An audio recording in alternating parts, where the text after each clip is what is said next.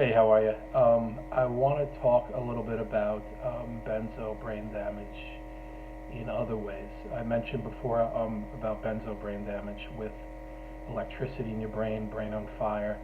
Uh, feels like little needles stabbing in your head. Um, just like really weird stuff.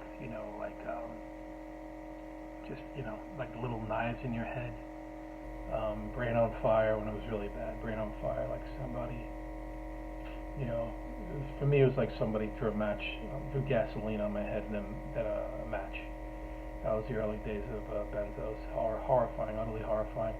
I know someone who would describe it as hot lava being poured on her head. It's a nightmare scenario, no question about it. But in this part, I want to discuss another sign of benzo brain damage, and that is numbness, brain numbness. Um, Feeling like your head is like half your brain is numb. It's extremely bizarre. I would often describe it. It felt like a little person was in your head, holding your brain, like just holding your brain. Or just like frozen, like your brain is just frozen, like part of it. Like sometimes it felt like half of my brain was frozen, then a quarter of it. And then I remember a guy told me, who went through a really bad benzo, he said, "Oh, the symptoms will rotate." And at first I was like, I didn't know what he was talking about, but he was right. The brain symptoms would rotate. It felt like it would go around in your brain. Go around in your brain. There's always the one part that's been affected the most, so you feel it there mostly. But sometimes it would feel like it would be going around like a carousel. It's very, very evil, very, very strange.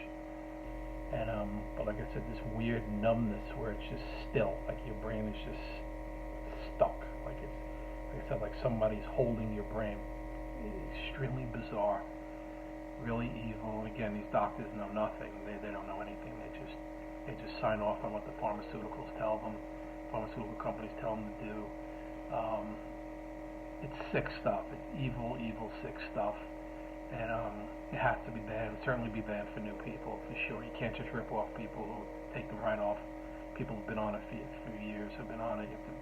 I always say you have to take years to come off. You've been on a while, And again, look up the Ashton manual, ASHTON manual, about how to come off benzos, and go slower than that. Go a little slower than that. This is not a race. This is about coming off, and when you cut each time, it's about feeling good, feeling at least decent, instead of feeling horrible all the time on these demon pills. So, but yeah, I just wanted to mention another symptom of brain damage from benzos.